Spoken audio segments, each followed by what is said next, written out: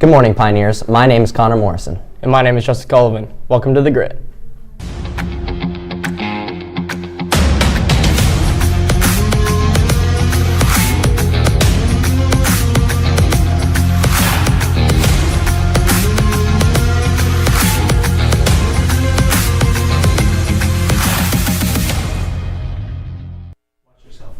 On Monday, the girls basketball team won at home against Thomas Worthington 38-30.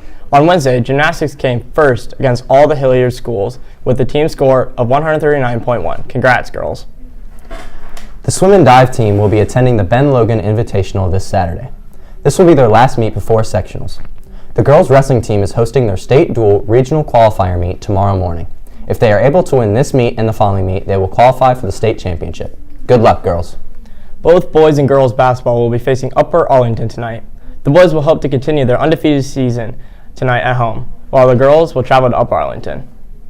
Now, let's throw it over to Andrew with an interview with freshman varsity girls wrestler Kenzie Carter. Thanks for joining us, Kenzie. So far, how's the season been? It's been pretty good. We've had a lot of tough competition, but we've done well, and I don't know. It's pretty good. That's great. What has the team done to prepare for this meet this weekend? We've had a lot of tough practices, a lot of lifting, and a lot of recovery, focused stuff in practice, and just a lot of hard drilling.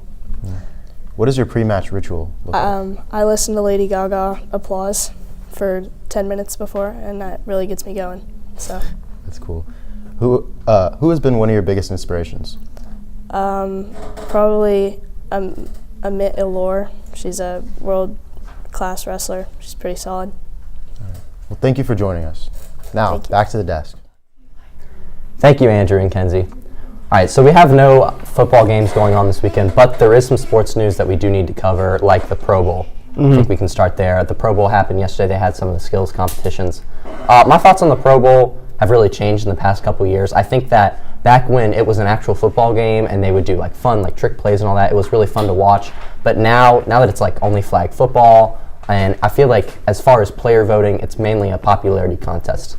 In my opinion, how are players like Geno Smith making the Pro Bowl this year? There was plenty of quarterbacks from the NFC that played better than him. Mm-hmm. Yeah, ever since the games really stopped, just not been the biggest fan of the Pro Bowl. I understand if you want to stray away from the contact so players don't get hurt, then why don't we have a one-on-one wide receiver versus cornerback competition? And you see who the best corner is, see who the best wide receiver is, and just you go from there. It'd be really interesting. There's more fun activities and stuff like dodgeball, which has really nothing to do with football. The NBA does it a lot better, where they're able to do three-point competitions and dunk contests, and they still play a game. So I think that the NFL needs to stray away from these almost elementary school gym games that they're doing right now. It's not very interesting to watch. There's no really stakes or anything. It just kind of feels meaningless.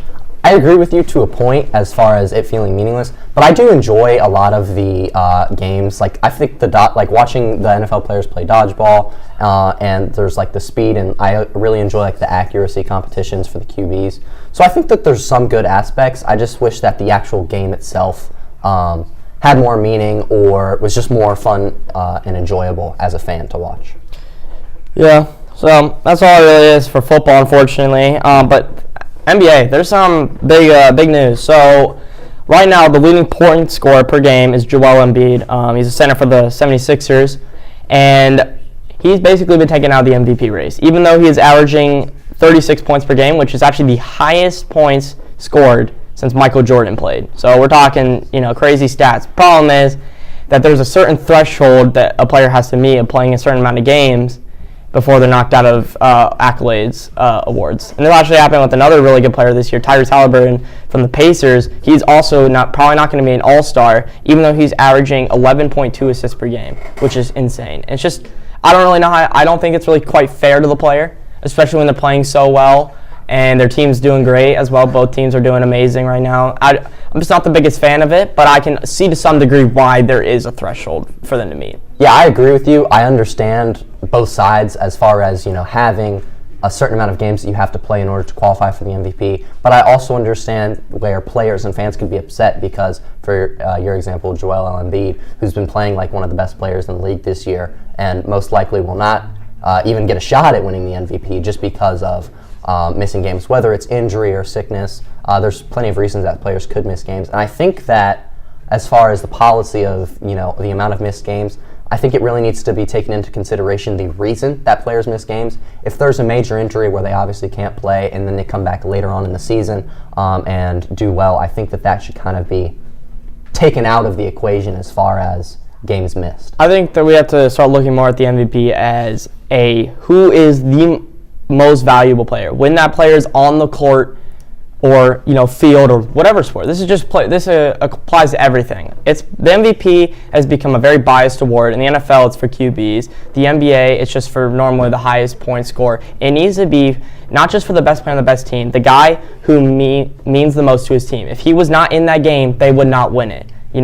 So in the 76ers, without Joel Embiid, they're not doing the best. So I think that makes his argument very well. Just like this year, Lamar Jackson most likely will win the MVP for the NFL, right? Because even though his stats are not as good as someone like Dak Prescott, who was more important to their team in the regular season? I think that's what the award needs to come down to, and I think that's what needs to change right now. Absolutely, and I agree with you on that as far as it being about who is the most important player to their team. Without this player, would the team be as good? But I do understand to a point where if players are missing games and then they're playing well in the games that they do play, it can kind of inflate their stats a little bit. Let's say that Joel Embiid plays all the games this season. He would definitely have some bad games in it where he doesn't do too well, and his stats might be lower. But they also could be higher because he could have had more games where he played well. So I think that it's something that really needs to be taken into deep consideration by the NBA. That's all for our show this week. Thanks for tuning in. Once again, I'm Connor Morrison. And I'm Joe Scullivan. Make sure to support your Nears in action this week. See you this Friday, and roll Nears.